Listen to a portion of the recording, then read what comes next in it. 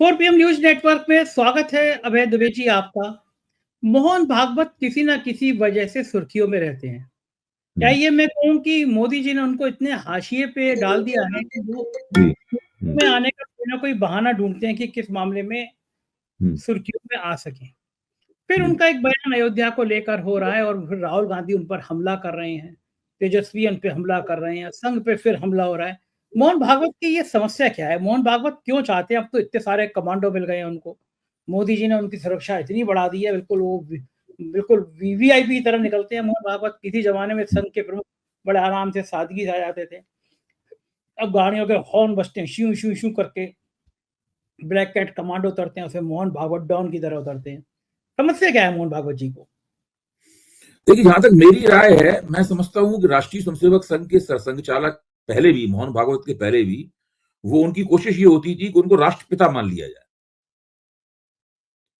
और चूंकि राष्ट्रपिता गांधी जी को माना जाता है, इसलिए राष्ट्रपिता शब्द का इस्तेमाल नहीं करते।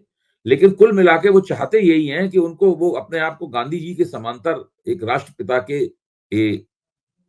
जैसा कोई दर्जा जो है उनको प्राप्त हो जाए। और उसी तरीके से फिर वो उन्हें प्रधानमंत्री बनने के लिए तो आपको चुनाव लड़ना पड़ेगा, पार्टी का नेतृत्व करना पड़ेगा, लोगों को जिताना पड़ेगा। तो वो काम तो अटल बिहारी वाजपेयी के जिम्मे था, उसके बाद अब नरेंद्र मोदी के जिम्मे है। और वो खुद को राष्ट्रपिता की स्थिति में मानते हैं, इसीलिए इस प्रकार की तमाम बातें वो कहते रहते हैं। कोई उनकी बातें माने या ना माने, वो अलग बात है। नरेंद्र मोदी ही बहुत सी बातें उनकी नहीं मानते, और उसके कई प्रमाण मौजूद हैं। नरेंद्र मोदी ने उनकी कौन कौन सी बातें नहीं मानी। अभी चूंकि थोड़ा सा नरेंद्र मोदी ने बहुमत खो दिया है, तो उनका हाथ थोड़ा भारी हो गया है, इसलिए उनकी बातों पर नरेंद्र मोदी की तरफ से प्रतिक्रिया मंद आती है। लेकिन एक जमाने में तो नरेंद्र मोदी मुंह आमने सामने बातचीत होती तो मुंह पे ही मना कर देते थे कि हम आपकी ये बात नहीं मानेंगे। तो ये उनकी स्थिति थी। जिस राम मंदिर की प्राण प्रतिष्ठा को लेकर वो ये सब कह रहे हैं, उस राम मंदिर की प्राण प्रतिष्ठा में खुद भागवत जी की हैसियत किस नंबर की थी, हम लोग देख सकते हैं कि वो बाकायदा दूसरे नंबर पे थे। नरेंद्र मोदी ने सारा काम करते थे, उसके बाद पीछे पीछे फिर वो उसी तरीके से वो आरती करते थे। यहाँ तक कि आरती का जो पात्र था, जिसमें वो ज्वालाएं जल रही थी, ज्वालाएं थी, उसमें भी आप देखिए उनके पास छोटा सा था और नरेंद्र मोदी के पास काफी बड़ा सा था। मुझे अब पूरा वो सीन याद है। तो इसका कोई, जो वो कह रहे हैं, इन चीजों का कोई प्रभाव नहीं है। हाँ, इन चीजों से सरकार के दिमाग में ये बात आ सकती है कि क्यों ना एक प्रतिष्ठा द्वादशी नाम का एक नया पर्व चालू कर दिया जाए। प्रतिष्ठा द्वादशी नाम का एक नया पर्व चालू कर दिया जाए, और चूंकि सरकार जो कुछ कहती है उसको लोग करने लगते हैं, सरकार के पास संसाधन होते हैं, तो अयोध्या में एक उत्सव शुरू हो जाएगा प्रतिष्ठा द्वादशी के दिन का।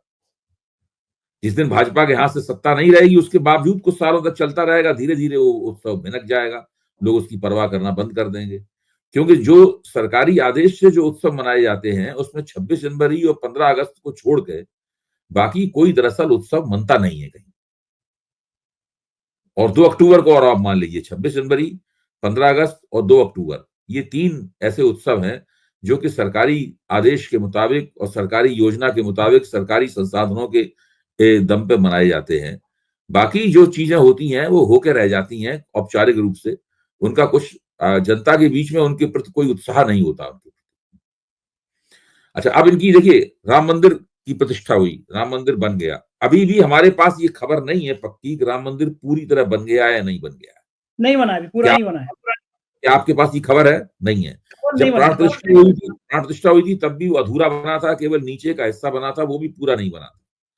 उसके बाद उसकी क्या प्रगति हो रही है, कैसे प्रगति हो रही है, किसी को कुछ नहीं पता है, कुछ बताया नहीं जाता।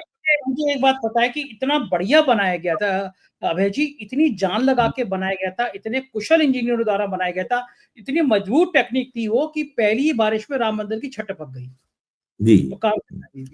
हाँ ना, वो तो खबर आ गई, तो आप ठीक कह रहे हैं। मेरे दिमाग में बात क्या थी? मेरे दिमाग में बात ये थी कि राम मंदिर को एक नया तीर्थ बनाने के लिए सरकार की तरफ से, हिंदुत्ववादी विचारधारा के वाहकों की तरफ से, राष्ट्रीय स्वयंसेवक संघ की तरफ से, भारतीय जनता पार्टी की तरफ से बहुत कोशिश की जा रही है।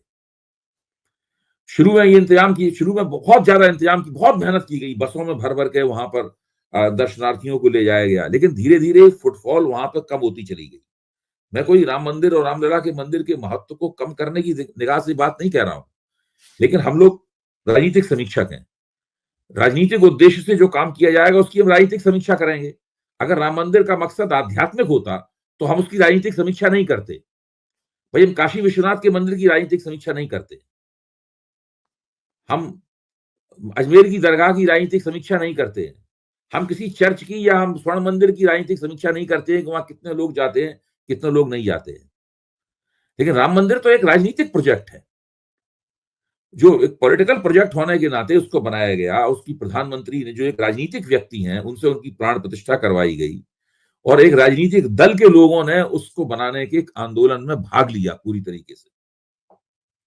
और जब राम मंदिर बना और राम मंदिर बनने से पहले मस्जिद तोड़ी गई, तो सारे देश में उसकी राजनीतिक प्रतिक्रियाएं हुई, सरकारें करी। तो मुख्य तौर पर ये पॉलिटिकल प्रोजेक्ट है। तो पॉलिटिकल प्रोजेक्ट है तो हम देखेंगे भाई कि उसको जब एक तीर्थ बनाने की कोशिश की जा रही है तो एक राजनीतिक तीर्थ हुआ ना, ये पॉलिटिकल पिलग्रिमेज है। ये जो है राम मंदिर एक पॉलिटिकल पिलग्रिमेज है। तो इस पॉलिटिकल पिलग्रिमेज में कितने लोग जा रहे हैं, कैसे उनको ले जाया जा रहा है, उसके पीछे पूरी योजना क्या है। हम लोगों को बताया गया था कि इतने गांवों में आरती होगी, इतने गांवों में ये होगा, उतने गांवों में ये होगा, इतनी जगह हनुमान चालीसा का पाठ किया जाएगा, लगातार वहां पर वहां त्रेता युग आ जाएगा। मतलब उस वक्त की बातचीत तो ये थी कि वहां पर त्रेता युग हो जाएगा, 24 घंटे वहां पर रामायण का पाठ होता रहेगा, लगातार रामलीला हर वक्त होती ही रहेगी रामलीला। ये सारी बातें हमारे सामने एक बड़ा ही भव्य चित्र खींचा गया था। और प्राण प्रतिष्ठा से पहले 1-2 दिन पहले तमाम टीवी के एंकर और एंकरनियां जो हैं वो वहां पहुंच गई थी। उनको बाकायदा, आपने भी एंकरनियां कहना शुरू कर दिया। बिल्कुल, उनको बाकायदा टीवी चैनल के खर्चे से उनको वो उस तरह के उत्तरीय दिए गए थे। इनके ऊपर वो सब छपा हुआ था, वो राम राम छपा हुआ था, उस पर सब बाकायदा टीका वीका लगाए हुए, भक्ति भाव की पूरा अभिनय करते हुए, और रामायण की चौपाइयां वो सब नोट करके ले गए थे। और बहुत से लोग तो याद करके ले गए थे जो अति उत्साही थे, वो सब उन्होंने वहां पे पढ़ी। और दिन रात लगातार यही होता रहा। कोई नाव में बैठ के कर रहा है, कोई सड़क पे चलते हुए कर रहा है। मतलब वो बहुत जबरदस्त ड्रामा था जो पूरा का पूरा वहां पर नाटक किया गया, इस चक्कर में कि इससे पूरा माहौल जो है वो रामललामय हो जाएगा और भारतीय जनता पार्टी को उससे राजनीतिक लाभ होगा। भारतीय जनता पार्टी को उससे कोई राजनीतिक लाभ नहीं हुआ। और नरेंद्र मोदी के अपने पॉलिटिकल कैरियर में पहली बार उनको बड़ा जबरदस्त राजनीतिक नुकसान हुआ। गुजरात में उन्हें कभी राजनीतिक नुकसान नहीं हुआ, उन्होंने बहुमत नहीं कभी खोया, और यहाँ पे 2 बार के चुनाव में बहुमत नहीं खोया, लेकिन तीसरी बार के चुनाव में राम मंदिर की प्राण प्रतिष्ठा करने के बावजूद उन्होंने बहुमत खो दिया। तो अब हम लोगों को ध्यान इस पर रखना चाहिए कि आखिरकार राम मंदिर को तीर्थ स्थल बनाने के लिए क्या क्या प्रयास हो रहे हैं। अब ये जो प्रतिष्ठा द्वादशी मनाने का जो उन्होंने सुझाव दिया है, वो उसी सिलसिले की एक कड़ी है। मैंने अभय जी, मुझसे किसी ने कहा था, मैंने खुद नहीं पढ़ा, मैं ज्यादा धार्मिक ग्रंथ मैंने पढ़े भी नहीं है। किसी ने कहा था कि सीता मैया ने श्राप दिया था कि जिस अयोध्या में उनको इस तरह कहने पर घर से निकाल दिया गया, उनकी अग्नि परीक्षा ली, वो अयोध्या कभी फलेगी फूलेगी नहीं। ये ऐसा मुझे किसी संत ने बताया था कि ऐसा जिक्र है कहीं। मैं कह नहीं सकता कोई धार्मिक ग्रंथ में कहाँ पे है, लेकिन मुझे कहा गया। मेरे दिमाग में ये बात रही कि सीता मैया का वहां पे ये श्राप। मैं गया अयोध्या, मंदिर से पहले गया था, काफी पहले गया था। जिस जगह पे भगवान राम ने अपने परिवार, अपने भाइयों के साथ जल समाधि ली थी, तो वो जगह नेचुरली इतनी ज्यादा पवित्र होनी चाहिए जहाँ पे भगवान खुद ही जल में चले गए हों। पूरी खाली, एक अजीब सा वीराना सा था। कोई मुश्किल से 2-4 लोग पड़े थे। मैं हैरान था क्योंकि भगवान के अगर देखा जाए तो काशी, मथुरा, अयोध्या, ये भगवान राम, कृष्ण और शिव 3 ही हैं। आप देखिए अयोध्या के मुकाबले में काशी और मथुरा हमेशा लाइव रहता है, हमेशा लोग भरे रहते हैं, रात भर चल। तो मुझे वो बार-बार ज़हन में घूमता रहा कि सीता मैया का श्राप है कि अयोध्या कभी बहुत फलेगी फूलेगी नहीं। फिर मंदिर बनना शुरू हो गया। मंदिर बनना शुरू हो गया तो फिर वहाँ ज़मीन खरीदने के लिए लूट मच गई। यूपी के आईएएस, यूपी के आईपीएस, भारतीय जनता पार्टी के मिनिस्टर, मेयर, एमएलए, सबने वहाँ पे अयोध्या की ज़मीनें ऐसी लूटना शुरू करी कि मुझे याद आ गया, राम नाम की लूट मची है, लूट सके तो लूट। फिर देश के बड़े-बड़े औद्योगिक घरानों ने वहाँ ज़मीनें खरीदी। लोढ़ा ग्रुप ने खरीदी। अमिताभ बच्चन मंदिर के शिलान्यास के मोदी जी के कार्यक्रम के अगले दिन बाद अमिताभ बच्चन के वीडियो और अमिताभ बच्चन का विज्ञापन फुल पेज पे छपा कि लोढ़ा ग्रुप लोढ़ा ग्रुप अभिनंदन लोढ़ा ग्रुप में लोढ़ा वहां पे फ्लैट बना रहा है और लोगों ने जमीन खरीदी। भारतीय जनता पार्टी की एक नेता है, महिला नेता है, उनके पति शिक्षा विभाग में मामूली पोस्ट पे थे। उनका वहां 100 करोड़ रुपए का होटल बना, 100 करोड़ का।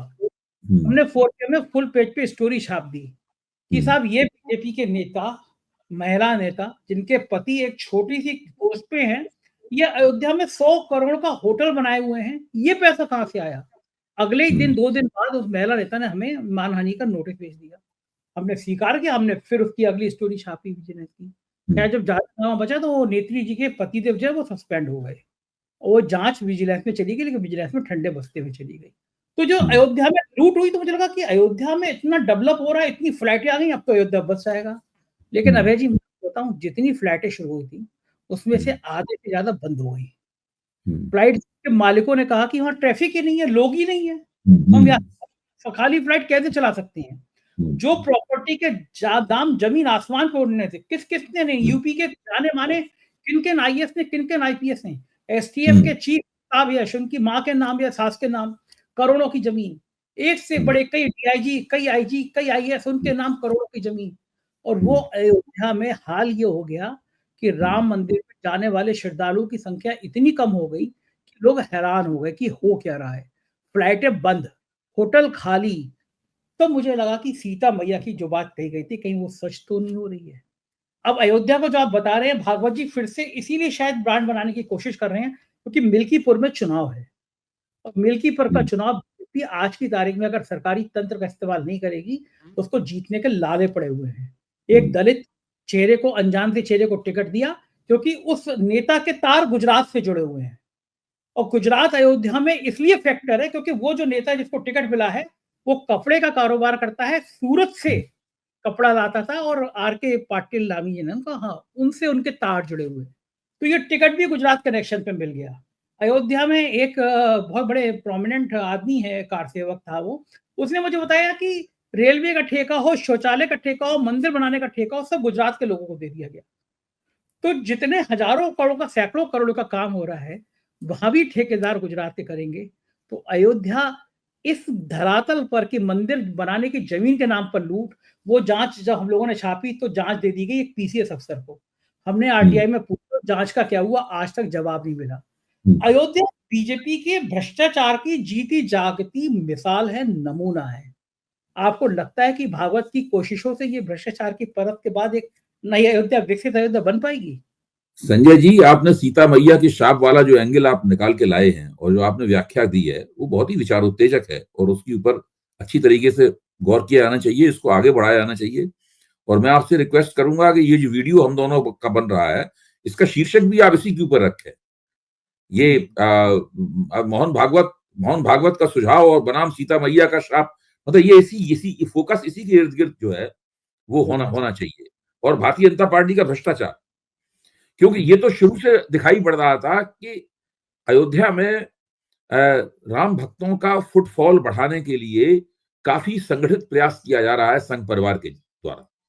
उसमें उत्तर प्रदेश की सरकार लगी हुई है, उसमें केंद्र सरकार लगी हुई है, भारतीय जनता पार्टी लगी हुई है। अच्छा, लेकिन चुनाव में उसका लाभ मिला नहीं। तो उसके प्रति उत्साह भी कम हुआ उन लोगों की तरफ से, राजनीतिक उत्साह कम हुआ। और उसके बाद में अब उन्हें लग रहा है कि अगर इसका वहां बिल्कुल फुटफॉल खत्म हो गया, आपने कहा फ्लाइट्स खत्म हो गई, वहां पर जो कमरे भी खाली पड़े हुए हैं, नुकसान भी लोगों को हो रहा है, तो इससे फिर लगा होगा लोगों को नहीं, इसका महत्व कम हो रहा है, इसके महत्व को बढ़ाने के लिए कुछ विशेष प्रयास किया जाए। तो फिर मोहन भागवत बोल पड़े कि ये स्वतंत्रता दिवस, इसको स्वतंत्रता दिवस के रूप में मनाया जाए। वो कह रहे हैं भारत को पहली बार आजादी प्राप्त हुई है, इसको स्वतंत्रता दिवस के रूप में मनाया जाए और इसको प्रतिष्ठा द्वादशी मनाई जाए।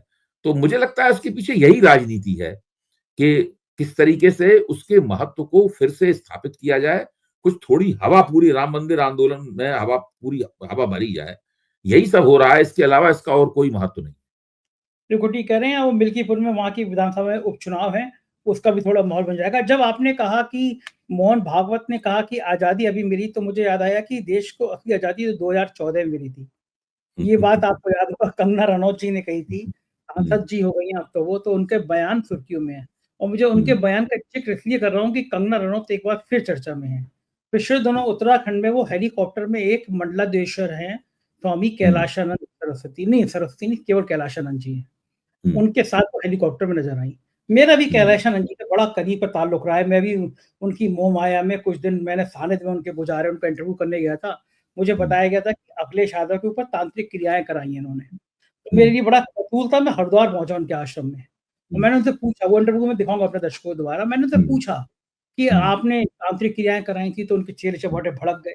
शिवपाल जी के करीबी थे और अखिलेश और शिवपाल में उस समय लड़ाई चल रही थी।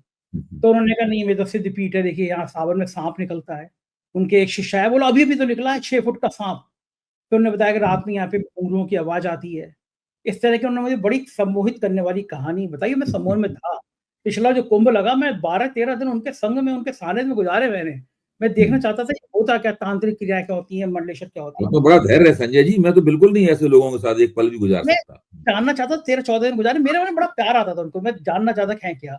लेकिन फिर हुँ। मेरे मोह भंग होने शुरू हुए, देखी मैंने चीज़ें, हुँ। कुछ इंटरनल चीज़ें, तो मुझे मोह भंग हुए। फिर वो हुँ। पिछले दिनों मुझे वो कंगना रनौत के संग हेलीकॉप्टर में घूमते हुए नज़र आए। हुँ। अभी कुंभ का एक विवाद बहुत वायरल हो रहा है। हुँ। एक एक्ट्रेस, बड़ी मॉडल एक्ट्रेस जो कम कपड़ों में और बड़ी वैसी हुँ। वाली अदाएँ सोशल मीडिया पे हुँ। करती नज़र आती थी। अचानक हुँ। वो उनके अंदर उन्होंने कहा कि मैं साध्वी बन गई।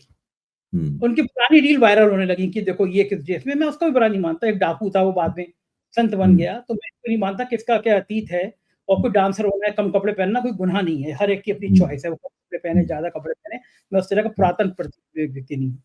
लेकिन हुँ। पता चला कि उस जो महिला को मॉडल बना को लाए हैं, वो उसके तार भी कैलाशानंद जी से जुड़े हुए हैं। एक वहाँ की साध्वी महंत ने बड़ा भयंकर आरोप लगा दिया कि ये हुँ। जो महामंडलेश्वर जी हैं, ये मॉडल को अपने मंच पे क्यों बिठा दिए, अपने रथ में क्यों बिठा दिए? और वो हुँ। महामंडलेश्वर जी हैं, वो मुझे पिछले दिनों अंबानी जी की शादी में भी नज़र आए, कैलाशानंद जी। मुकेश अंबानी उनका स्वागत कर रहे थे। मैंने कहा यार ये नेटवर्किंग बहुत अच्छी है। और फिर हुँ। मैंने देखा कैलाशानंद जी के करीबी कुछ लोग थे, शिवपाल हुँ। जी के जब थे, वो 100-100 करोड़ के ज़मीनों का मालिक बन गए।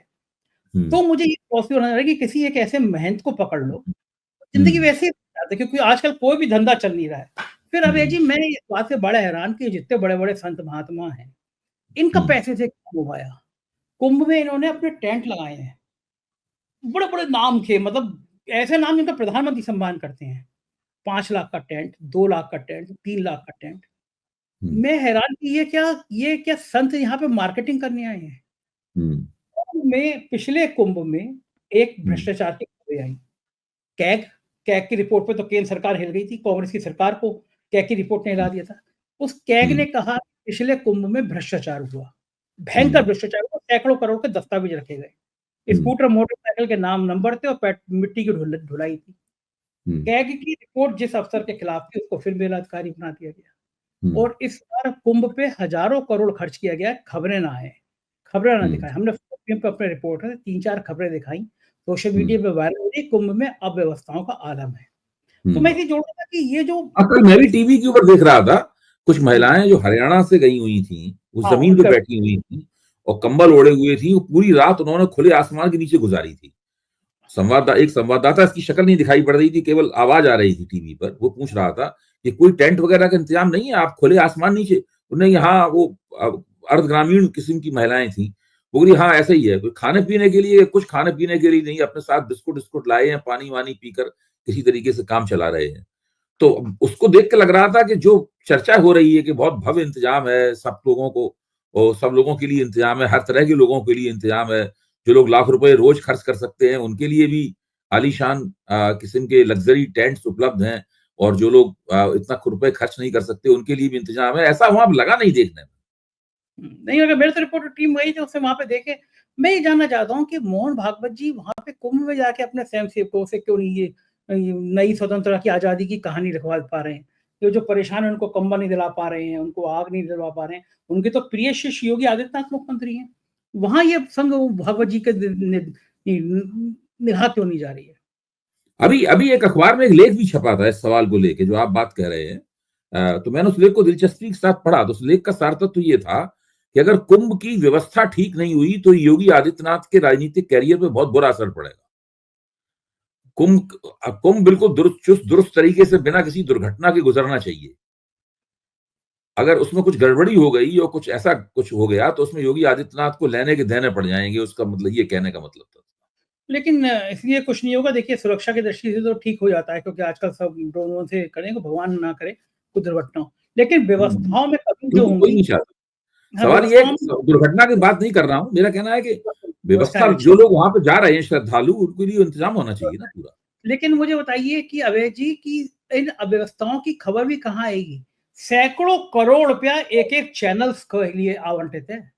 मतलब एक-एक चैनल के करोड़पति और अरबपति हो जाएँगे कुंभ में। अखबार के मालिकों को इतना पैसा दिया गया है।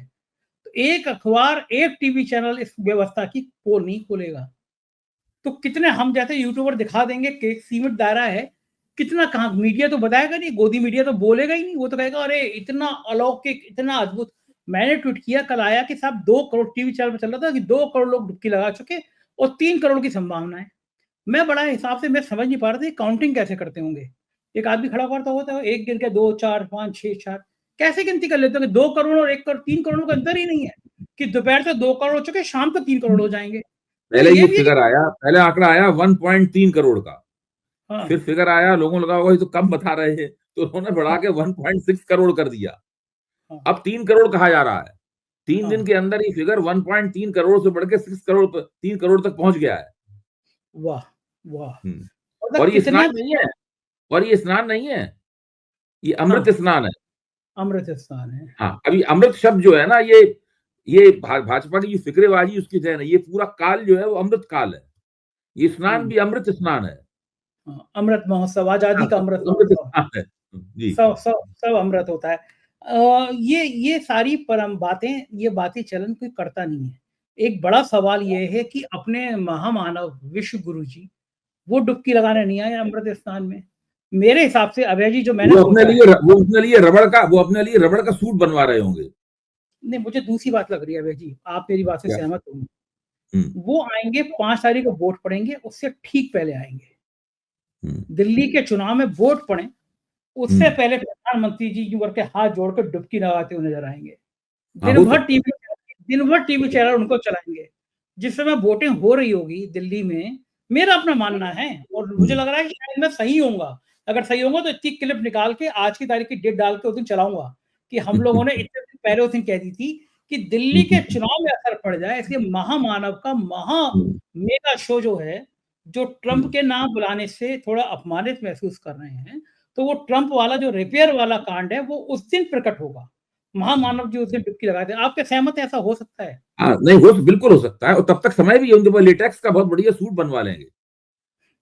देखिए, पिछली बार जब उन्होंने एक जगह स्नान में डुबकी लगाई थी, तो साफ दिखाई पड़ रहा था कि अंदर वो रबड़ की एक चीज पहने हुए। दिख रहा अब की बार वो इस तरह का सूट बनवा रहे होंगे मेरे ख्याल से, इससे पता नहीं चले लोगों को ये सूट पहने हुए हैं। है।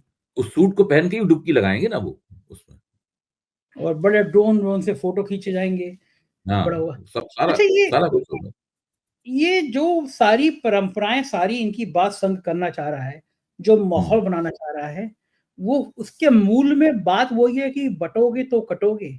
ये जो पिछड़े और दलितों ने टाटा बाय-बाय कर दिया है बीजेपी को, ये उसको हिंदुत्व कार्ड खेल के वापस लाने की मुहिम ही है, क्या लगता बिल्कुल है सही आपको? बात है। बिल्कुल सही बात है। देखिए, जो 4 जून को जो नतीजे आए, उन नतीजों से भारतीय जनता पार्टी और उसके रणनीतिकार और राष्ट्रीय स्वयंसेवक संघ सब लोग हिल गए हैं।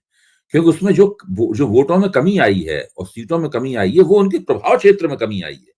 ऐसा नहीं है कहीं अनजान जगह पे कोई सीट, जहाँ कभी सीट जीती हो, धोखे में वो सीट हार गए हो, ऐसा नहीं है। प्रभाव क्षेत्र में कमी आई है, जिसको आप मानते थे कि हमारा वोटर है, हमारा इलाका है, जिसको जिसको अरुण जेटली कहते थे कि हमारा कैचमेंट एरिया, मैंने उन्हीं के मुंह से पहली बार शब्द सुना था, अरुण जेटली के मुंह से, कि हमारा कैचमेंट एरिया है। उस कैचमेंट एरिया में हार गए ना ये।